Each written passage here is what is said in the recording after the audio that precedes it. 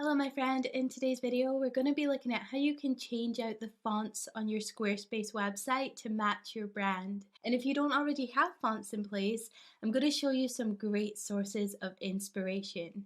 We'll also look at how you can play around with different text styles on your various Squarespace pages, things like alignment and resizing and adding a background and overlapping text, all that good stuff.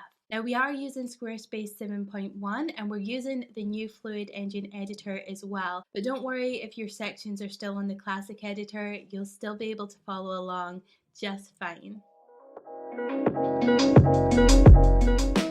We're going to start by changing up the fonts on our website. So we're going to go to Site Styles. You can get there two ways. Hit Design, Site Styles, or you can just click this paintbrush icon at the top of any page of your website. Just make sure you've hit Edit and you'll be able to see that. Select Fonts and you'll see every website starts with this default font pack. It has to have a starting font pack, but we can change up all the different settings after we've picked one. So either stick with your default one or go into font pack and select switch. Now you'll see there's a number of pre-configured packs in here. Sans serif fonts are those that don't have the little line on the end of each letter. Serif is when they do have the little line on the end of each letter, and then there's mixed packs which combines the two.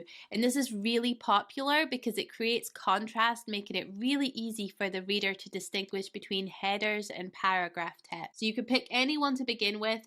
I recommend picking one that's close to the font style you want, but don't worry, we're going to be able to change up all the different settings. So pick your font pack, come down, select your base size. Always pick something above 15 pixels. We want to make sure our font is readable, ideally 16 to 18. And here where it says global text styles, we're able to really get in and customize our fonts. So if we click headers, you'll see here we can select your family, browse all fonts, and you can search for your font, or you can scroll down and find one you like. Once you do find one, we'll just select this one. See, it automatically updates. We can hit back, and now we can go in and change the text attributes. So we can change up the weight, maybe we make it 700.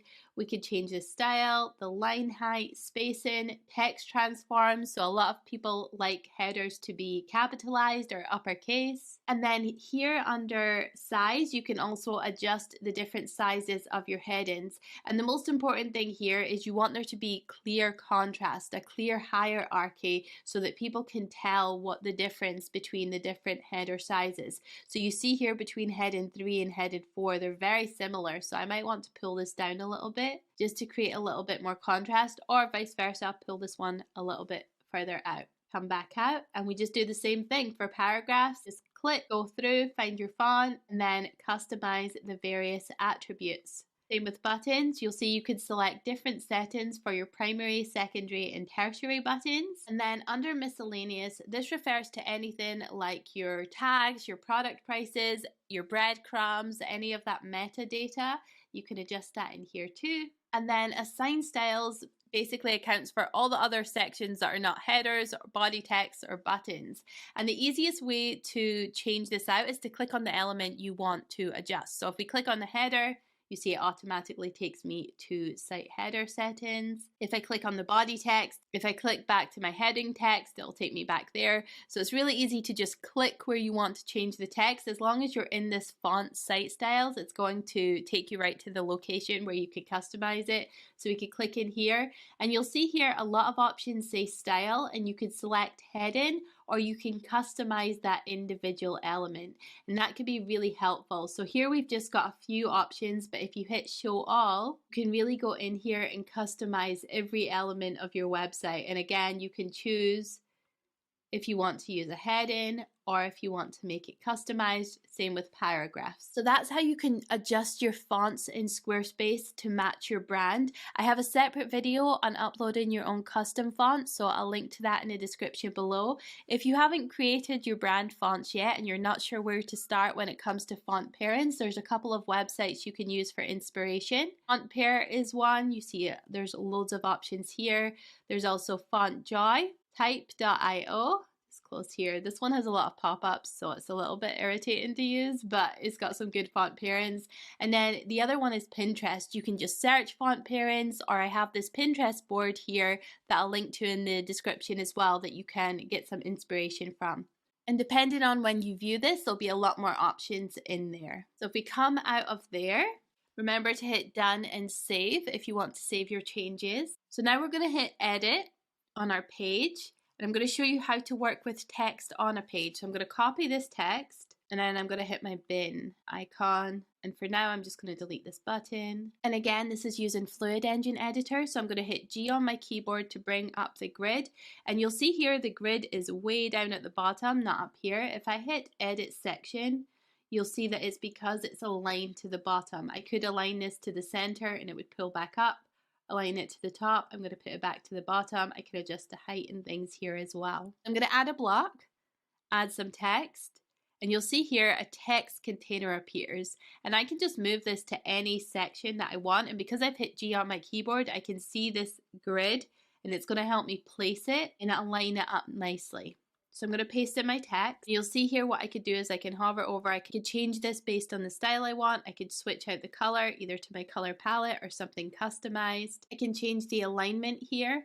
And you'll see here this option for scale text. What this does is if I pull this over just a little bit, when I hit this option to scale text, it's going to make sure that the text is all contained within that container width. So that could be a really helpful option, particularly when you're overlapping images and you want the text to stay at a certain size versus having it be header 1, 2, 3, etc. Now the other thing that's interesting about scale to text, if I click on this and I drag this out and make it bigger, all the way out here, you see it automatically changes to adjust to the container size. So if we put that back for now, and we're going to click out of the text box and then click back into it until we see this pencil icon and this alignment. Now here I've got the text aligned to the top. I can align it to the center. I can also click this pencil icon here and I can give it a background. You can adjust the padding of the background by hitting small, medium, large, or adjusting it with these 3 dots. You have a lot more control. We'll just go back to small for now. And here we've got corner radius. So if we want to make this sort of rounded corners, we can come in here and maybe we put 35. And if you click off, you see we've now got those rounded corners. And if I click back in, click the pencil icon, I could actually adjust this so only maybe the top has corners. I don't want the bottom to have any corners. So I could change this to 0. And you'll see we've sort of got this arch shape now. Just switch that back. Now to adjust the colors of your text background, this is where you would go into your site styles, colors, look at which theme is applied, so darkest one, and then you can select the text and you can adjust the background. Now one final thing I want to show you is your mobile preview, because this is all set up to look good on desktop, but with Fluid Engine Editor we now have to account for the mobile view as well. So if we select mobile view in the top right hand corner, and it will show you if you've made an update that needs addressed because it's got this little blue dot. And you'll see here it looks okay-ish, but it's kind of covering this girl's face. We've got all those rows in the bottom. So all we'd want to do is just pull this down, maybe pull it up 1, and then here I'm going to pull this row up using this blue toggle, and now we have something that looks good on desktop and mobile. Now the other thing about this is the alignment sometimes switches and it doesn't stick to what you had as desktop. So if I click in here, you see it's gone back up to aligning up to the top, so I'd have to just come in here and center that as well. So we do have to take that extra step editing for mobile as well, but luckily Squarespace make it pretty easy and straightforward. And what this does is it allows us a lot more customization and creative control over the user's experience. We can make sure that it's a really good experience on all devices. Once you're done, hit done and save. Hey, if you like this video, there's a good chance you'll also like this one.